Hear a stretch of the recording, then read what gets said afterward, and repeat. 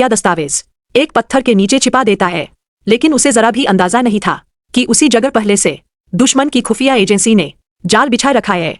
जैसे ही वांग शिनमिंग ने इधर उधर नजर दौड़ाई, उसे सड़क पर कुछ अजीब सा सन्नाटा महसूस हुआ। कोई हलचल नहीं, कोई परिचित चेहरा नहीं। उसके दिल में एक अशुभ आशंका जन्म ले चुकी थी।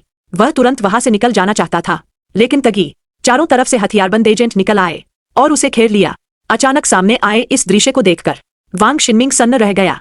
वांग कप्तान, कितना अजीब संयोग है, आप यहाँ कैसे? वांग शिनमिंग ने पलटकर देखा। सामने खड़ा था चेन स्टेशन मास्टर। चेन कप्तान, आप भी यहाँ? हाँ, पुराने रिश्ते निभाने आया हूँ। वांग शिनमिंग अब भी नाटक करने की कोशिश कर रहा था, लेकिन चेन स्टेशन मास्टर ने तुरंत पत्थर के नीचे छिपाई गई वही खुफिया फाइल मंगवा ली। फाइल देखते ही वांग शिनमिंग का चेहरा पीला पड़ गया।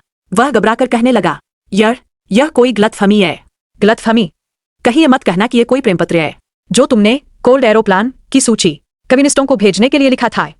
वांग शिनमिंग जानता था, अगर देशद्रोह का आरोप साबित हो गया तो उसके पास 10 जिंदगियां भी कम पड़ जाएंगी।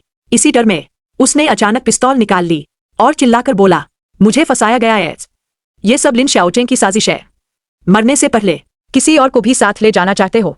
चेन स्टेशन मास्टर ने ठंडे स्वर में कहा, मेरे पास पक्के सबूत है। लिन शाओचेंग और उसका पूरा परिवार कम्युनिस्ट है। ये सुनते ही चेन स्टेशन मास्टर की आंखों में शक की गहरी लकीर उभर आई। उसने फैसला किया, पहले वांग शिनमिंग को जांच के लिए मुख्यालय ले जाया जाएगा, और वही उसने वादा किया, अगर तुम्हारी बात सच निकली तो ऊपर रिपोर्ट करके तुम्हें सजा से बचा लिया जाएगा। इस बात ने वांग शिनमिंग को थोड़ा डगमगा दिया, लेकिन तभी दूर छिपे हुए हमारे दल के लोगों ने अचानक जोरदार हमला कर दिया। जानबूझकर ऐसा दिखाया गया जैसे वे वांग शिनमिंग को बचाने आए हो। हम कवर दे रहे हैं, जल्दी भागो। वांग शिनमिंग घबरा गया, तुम लोग कौन हो? मैं तुम्हें नहीं जानता, मैं तुम्हारा आदमी नहीं हूं। लेकिन हमला जारी रहा और यहीं से सारी सच्चाई सामने आती है।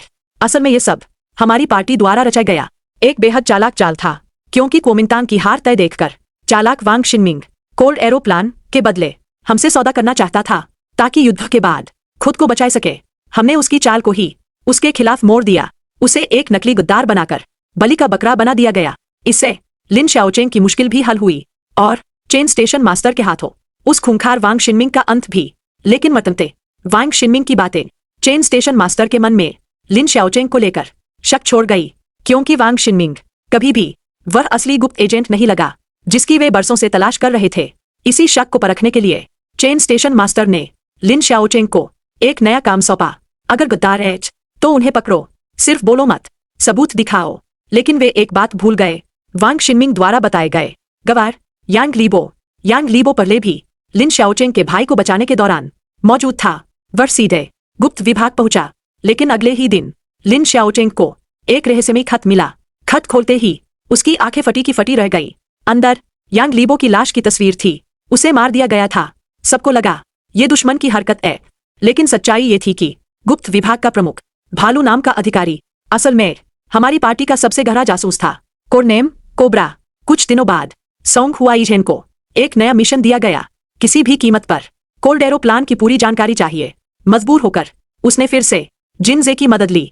जानकारी को उसने अपने बेटे की टोपी में छिपा दिया, लेकिन उन्हें अंदाजा नहीं था कि यही एक गलती जिनजे को मौत के बेहद करीब ले आएगी।